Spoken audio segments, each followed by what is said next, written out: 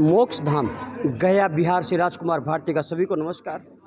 अब पितृपक्ष चला हुआ है और जगह जगह मद् भागवत गीता का पाठ हो रहा है।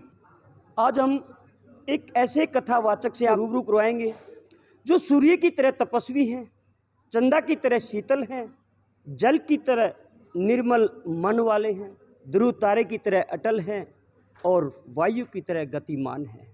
जब वो बोलते हैं तो साक्षात ये लगता है कि माँ सरस्वती जीवा पर है और माँ सरस्वती ही बोल रही है। भागवत गीता जब वो पढ़ रहे थे तो कई बार ऐसा समय आता था कि आँखों से अश्रुधारा बहने लगती थी और था, लेकिन आखिरी समय में इतना भावुक कर दिया कि हमें वास्तव में ये लगा कि हाँ, कुछ हो रहा है। हरियाणा फतेहाबाद से आए हुए पंडित नरेंद्र शास्त्री जी, जो सुप्रसिद्ध हैं मद् भागवत गीता कराने में। शर्मा जी नमस्कार। नमस्कार। राधे राधे। जय श्री राधे। शर्मा जी, हम लगातार 6-7 दिन से आपके पंडाल में आते हैं, आपके मुख विंद से जो सुनते हैं और यहाँ से उठने को मन ही नहीं करता। ऐसा क्या है आपकी वाणी में, कैसे खिंचाव करते हैं? देखिए भारती जी, ये तो आपका बड़प्पन है और एक ब्राह्मण के प्रति श्रद्धा है। देखिए मेरे ठाकुर जी की वाणी ही ऐसी है, जिस भाव से हम सुनते हैं तो भगवान के हो रह जाते हैं। मद् भागवत कथा पहले भी बताया कि एक पके हुए फल का रस है और जहाँ बहुत अधिक मीठा होगा वास्तव में वहाँ उठने का जी भी नहीं करेगा, क्योंकि हर व्यक्ति चाहता है कि मुझे मीठा ही प्राप्त हो और सदैव मैं मीठा बना रहूं। बाकी आपने कहा कि जब हम कथा सुनते हैं तो कथा में वास्तविक आनंद आता है। महाराज, जब व्यक्ति भगवान के चरणों में अर्पण रहता है और भगवान की कथा सुनता है, वास्तव में उसे आनंद आता है। और जो भगवान की कथा से जुड़ा ही नहीं, उसे आनंद कहीं नहीं आता, चाहे किसी भी ऐसी रूम में बिठा दीजिए या उसके आसपास अनेकों सुख सुविधा दे दीजिए, लेकिन उसे आनंद नहीं आएगा। ये बताइए कि ये मद् भागवत जो कथा करवाते हैं, ये उन्हीं को लाभ होता है या सुनने वाले को भी लाभ होता है? देखिए, भागवत में सर्वप्रथम धुंधकारी जी का जब चरित्र सुनाया गया तो उसी में इसी प्रकार सभी ने लोगों ने प्रश्न किया था कि महाराज जी कि धुंधकारी का मोक्ष हो गया और जब हम कथा सुन रहे थे हमें लाभ नहीं मिला। देखिए, वैसे तो श्रीमद् भागवत कथा जहाँ जहाँ सुनते हैं या जो अमृतपान करते हैं वो सबका कल्याण होता है। जहाँ बैठे कथा पंडाल में सुने उनका भी कल्याण, और जो टीवी के माध्यम से या यूट्यूब के चैनल के माध्यम से देख रहे हैं भागवत कथा, उनका भी कल्याण करवाती है। ऐसा नहीं है कोई व्यक्तिगत रूप से, जैसे ये सिंगला परिवार गर्ग परिवार ने भागवत का आयोजन करवाया कि इन दोनों का कल्याण होगा, ऐसा नहीं है। इस कथा में जो जो व्यक्ति ने भाग लिया है, जो जो व्यक्ति कथा सुने हैं, उन सब का कल्याण होगा और कल्याणकारी ही रूप भागवत है। शर्मा जी, ये बताइएगा भागवत कब करवानी चाहिए और किन नियमों के साथ करवानी चाहिए? देखिए, हम घर में जब शुभ कार्य करवाते हैं पहले तो अनेक चक्रों में पड़ जाते हैं, करवाएं या ना करवाएं। भागवत बड़े ही भाग्य से प्राप्त होती है। भागवत जब भी शुभ समय मिले उस समय करवा लेनी चाहिए। यदि हम पितृमोक्ष के लिए करवाते हैं तो हमें भागवत पितृपक्ष में करवानी चाहिए। यदि भागवत का हम उत्सव बनाना चाहते हैं तो भागवत होली अवसर पर बना लेनी चाहिए। भागवत का हमें आनंद रूप में देखना चाहते हैं तो दीपावली के अवसर पर करा सकते हैं, यानी कि भादव मंगसर या अन्य किसी भी शुभ अवसर पर। कोई कहता है कि मलमास में कथा नहीं होती, क्योंकि मलमास भगवान को अति प्रिय है, तो उस समय भी भागवत करवा सकते हैं। भागवत करवाने का शुभ समय तो हमारे जब शुभ विचार हो जाएंगे, हमारी आत्मा परमात्मा में विलीन हो जाएगी, परमात्मा को प्राप्त करने की इच्छा हो जाएगी, तभी भागवत का शुभ अवसर आ जाएगा, शुभ अवसर में करा सकते हैं। माता जी नमस्कार। माता बताइएगा, थोड़ी देर पहले हम देख रहे थे, जिस वक्त विदाई ले रहे थे शर्मा जी, और शर्मा जी ने कुछ ऐसे शब्द किए कि हम आप लोगों को छोड़कर जा रहे हैं। उस टाइम तकरीबन सभी भावुक हो गए थे। क्यों लगा ऐसा? ऐसा भागवत रोज सुनते थे इसलिए ऐसा लग रहा था कि अब कैसे करेंगे पीछे। हाँ, मन एकदम खराब हो रहा था कि भागवत हमने 7 दिन सुनी भागवत और हमारा बहुत मन लग गया था उस भागवत में।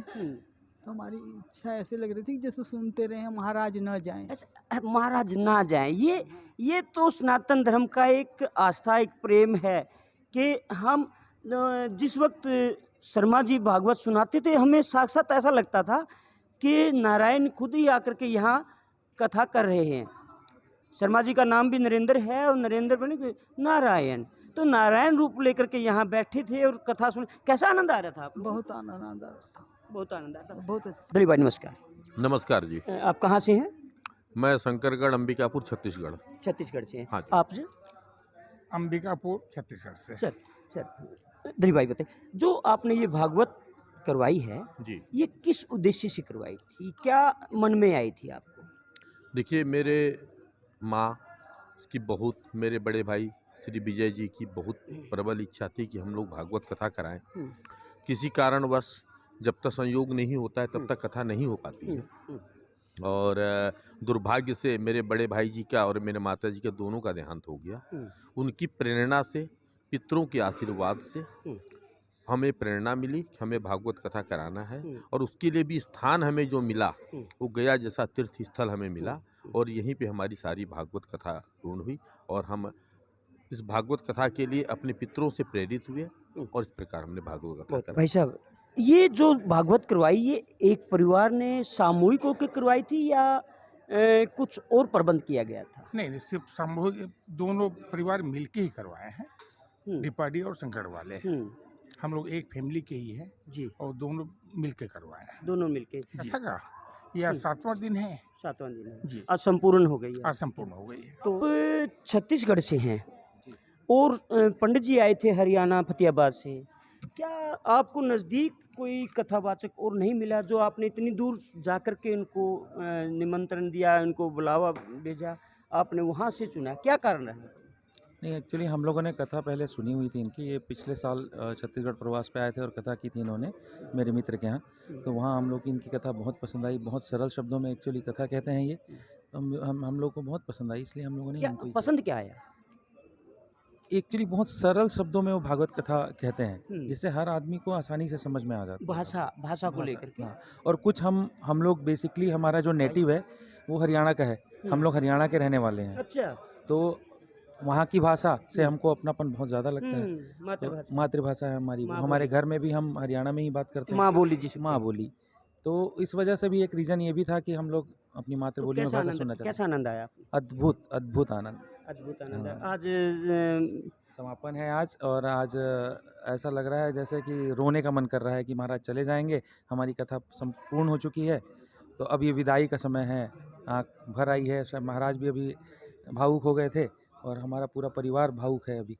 बहुत ही अद्भुत अनुभव था, और ऐसे लग रहा था कि चारों तरफ अलौकिक वातावरण है, और महाराज जी की जो वाणी में जो मिठास थी और जो उनका नॉलेज था वो हमारे दिल तक छुआ, और बहुत आनंद आया। और आज ख़त्म होने के अवसर पे हमको बहुत दुख पहुंचा है कि महाराज जी चले जाएंगे, या हम और सारे, और जो उनके साथ जो सारे पंडित जी आए थे उनका भी स्वभाव बहुत अच्छा था। सब बहुत अच्छे से मिलजुल के सब काम कर रहे थे, और हमारा पूरा परिवार जुड़ा था, तो हमको बहुत सुखद अनुभव था। नहीं, आप तो छत्तीसगढ़ से हैं और आज हरियाणा से हैं, तो बोली में तालमेल कैसे बना, कैसे क्यों समझ में आया आपको? महाराज जी को सारी भाषाओं का ज्ञान है, और महाराज जी, हम भी हरियाणा के हैं, महाराज जी भी हरियाणा के हैं, तो बीच बीच में जो हरियाणवी बोलते हैं वो तो लगता है कि हमारे परिवार के मेंबर हैं। हमको ऐसा फील आता है। और हिंदी तो हमारी राष्ट्रभाषा है, तो हम सबको समझ में आती है। और उनकी जो मधुर वाणी है, और जो चेहरे पे मुस्कुराहट और तेज है, और जो उनका व्यक्तित्व है वो बहुत ही सराहनीय है, और उनको लगता है देखते रहो और सुनते रहो। अच्छा, ये बताओ, भागवत के अलावा भी पंडित जी ने कुछ ऐसी भी बातें कही हैं जिससे कि समाज में जागरूकता आए? हाँ बिल्कुल। सबसे पहले तो उन्होंने माता पिता के लिए जो प्रेम बताया है कि यहाँ से माता पिता किसी के अनाथ आश्रम में नहीं जाएं, तो वो बहुत मतलब अंदर से वो प्रभावित करती हैं उनकी बातें, कि अपने माता पिता की हमेशा सेवा करनी चाहिए, उनके लिए प्रेम रखना चाहिए। ये अगर सब अपने माता पिता का प्रेम रखेंगे तो वृद्धाश्रम होगा ही नहीं। तो कैसा लग रहा है? आज विदाई हो रही है, जुदाई हो रही है, 7 दिन बड़े नाच कूद के हंस खेल के कर रहे थे, लग रहा है कि कल तो ऐसा नाच गान भी नहीं होगा। मैं सच्ची में बताऊं, 7 दिन किसी से प्रेम होने के लिए ना बहुत होते हैं। मेरे को तो उनसे प्रेम ही हो गया है। शर्मा जी, बड़ा भावुक माहौल बना दिया आपने लोगों को। शायद ऐसा लग रहा है कि जैसे राधा को छोड़ के गोकुल में जब कृष्ण भगवान मथुरा जाते हैं ना, कृष्ण भगवान से प्रेम करने वाले बाल गोपाल कहें, पूरा नगर एकदम विलाप कर उठा था, तड़प उठा था। तो आज अब कह रहे आपने जो बात कही ना, जो शब्द कहा कि हम विदाई लेते हैं, ऐसा क्यों? देखिए, ब्राह्मण, साधु और नदी का जल चलता ही अच्छा लगता है। यदि एक जगह स्थिर हो जाएंगे तो ज्ञान भी एक जगह स्थिर रह जाएगा। भगवान की कृपा है कि हम ब्राह्मण के घर जन्म लिए हैं और भगवान के गुणगान कर रहे हैं। यदि एक ही जगह रुक गए महाराज तो हम इसे विदाई इसलिए कहा कि महाराज मन से विदा नहीं हुए। मन से विदा नहीं हुए। मन से विदा नहीं हुए, इस परिवार से जुड़े रहेंगे जब तक सांस रहेगी। ये कलयुग का ऐसा प्रभाव हो गया महाराज जी, क्योंकि माता पिता ही अपने धर्म से विमुख हैं। जब बच्चा जैसा घर में कर्म देखेगा, जैसी शिष्टाचार देखेगा, बच्चा उसी लाइन पर चलेगा। यदि हमारे बच्चों को हम अच्छी शिक्षा देना चाहते हैं, बच्चों को राम और लक्ष्मण और सीता और कृष्ण जैसा देखना चाहते हैं, तो खुद पहले दशरथ और कौशल्या बनना पड़ेगा, यशोदा बनना पड़ेगा, योग देव की यशोदा बनना पड़ेगा। तभी महाराज जी हम इच्छा पाएंगे कि हमारे बच्चे वैसे बने। इसी प्रकार हम मद् भागवत गीता सुनते रहें, आप सुनाते रहें, लोगों के अंदर एक बहुत बड़ी रुचि पैदा हो।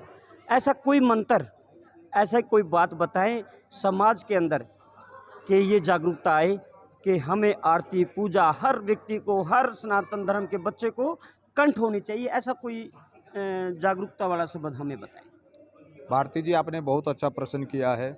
हमारे बच्चे मंत्रों से दूर हैं, क्योंकि बड़ा ही विडंबना की बात है, बड़े दुर्भाग्य की बात है कि जहाँ हमारे स्कूलों में संस्कृत विद्या अनिवार्य होती थी, वेद मंत्रों का उच्चारण होता था, लेकिन कुछ राजनेताओं ने अपने स्वार्थ के लिए हिंदू तत्व को समाप्त करने के लिए उन पाठशालाओं को समाप्त किया, उन वेद पढ़ने वाले ब्राह्मणों का अत्याचार किया, उनका शोषण किया। इस कारण क्या है कि हमारी संस्कृति जो पश्चिमी देश को अपना रही है, बड़ी दुर्भाग्य की बात है।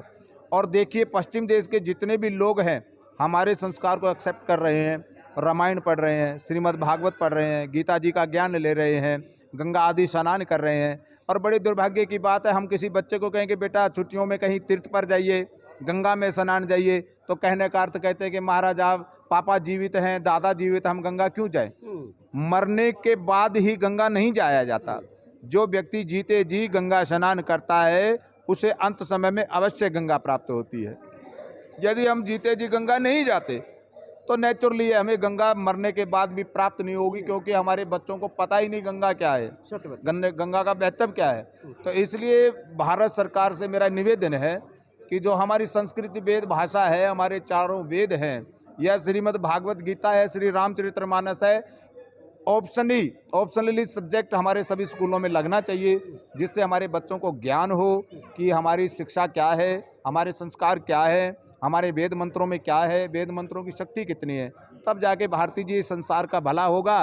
नहीं तो महाराज जैसे हम कुकर्म देख रहे हैं वो देखने को विवश रहेंगे। आखिरी प्रश्न है, अगर हमारे चैनल द्वारा आपकी कथा सुन के या इस प्रकार का इंटरव्यू देख करके अगर आपसे कोई संपर्क करे तो वो किस प्रकार करे? और अगर बात हम खर्च की करें तो सुनते हैं कि भागवत पे 3-3, 2-2, 1.5 करोड़ रुपया खर्च हो जाता है, 50 लाख रुपया, 80 लाख रुपया खर्च हो जाता है। तो आम व्यक्ति अगर कोई इस प्रकार भागवत करवाना चाहे और आपसे संपर्क करना चाहे तो आप किस प्रकार उनको प्रेरित कर पाएंगे? देखिए भारती जी, बहुत सुंदर प्रश्न किया है। पहले तो मैं हाथ जोड़ के निवेदन कर दूं कि भागवत बिकाऊ नहीं है। ठीक है, भागवत कभी बिकाऊ नहीं होती और पैसों से भागवत प्राप्त नहीं होती, लेकिन संसार के आधारभूत सुविधा को देखकर यह सब समस्याओं का समाधान करने के लिए मेरा मन का मानना है कि यदि किसी गांव में गौशाला के लिए या किसी मंदिर निर्माण के लिए या किसी कन्याओं के विवाह के लिए भागवत करवाई जाए तो नरेंद्र शास्त्री निःशुल्क भागवत करेंगे। मेरे आने वाले या मेरे साथ जो काम करने वाले हैं, यथाशक्ति जो समाज के अनुसार जो उनका खर्चा चल रहा है उनको खर्चा देना पड़ता है। मैं किसी प्रकार से अपना सामर्थ्य या अपने सामर्थ्य के अनुसार अपने जीवन व्यापक कर लूँ। शायद मेरे साथ वाले ठाकुर की कृपा हो, ये भी अपना व्यापक जीवन करें, लेकिन इनके लिए अवश्य लगता है जो जिस प्रकार का आज समाज में खर्चा हो रहा है उसी पर खर्चे से हम भागवत करते हैं। भागवत फिर भी बिकाऊ नहीं है।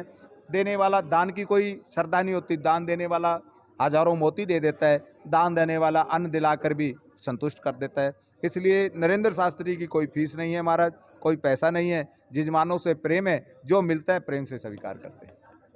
बहुत बहुत धन्यवाद शास्त्री जी आपका, आपसे मुलाकात हुई और हमें भी कहीं ऐसा लगा कि आपके अंदर कोई ऐसी अलौकिक शक्ति है जो मेरे को भी अपनी तरफ, आपकी तरफ खींच ले आई। श्रीमद् भागवत भगवान शिव का ही, भगवान कृष्ण का ही रूप है। श्रीमद् भागवत कथा पूज्य है। यदि आप श्री कृष्ण स्वरूप कह दें तो सबसे उत्तम रहेगा। श्रीमद् भागवत गीता अलग है, वही भगवान कृष्ण ने अपने ज्योतिषर में कुरुक्षेत्र क्षेत्र में उनका भगवान कृष्ण को अवलोकन किया था। और श्रीमद् भागवत श्रीमद् व्यास जी के द्वारा रचित है, जो दोनों ही भगवान के स्वरूप हैं। गीता कुरुक्षेत्र में हुई और श्रीमद् भागवत का उच्चारण लेखन जो हुआ माना गांव में गणेश जी के द्वारा लिखी गई और श्री व्यास जी के द्वारा बोली गई। मैं अपने चैनल के माध्यम से बताऊंगा कि कहाँ कमी आई, क्योंकि आज हमारे बच्चों में मंदिरों में जाने की आदत छूट गई है, आरती सुनने की आदत छूट गई है। इस प्रकार के जो मंच लगते हैं, जहाँ पंडाल लगता है, जहाँ मद् भागवत गीता होती है, रामायण होती है या रासलीला होती है, वहाँ जाना छोड़ दिया है। आज हमने अपने बच्चों के हाथों में मोबाइल थमा दिया है, जबकि ग्रंथ को, अपनी किताबों को पढ़ना चाहिए। इसलिए हमारा सनातन धर्म थोड़ा कहीं तंग होता जा रहा है। तो मैं अपने चैनल के माध्यम से कहूँगा और शर्मा जी की असीम कृपा से कहूँगा कि आप अपने बच्चों को इस प्रकार जहाँ मद् भागवत गीता होती हो तो अपने ज़रूर लेके जाए और मोबाइल से दूर हट के, खुद भी मोबाइल से दूर हट करके अपने बच्चों को भी बैठने सिखाएं।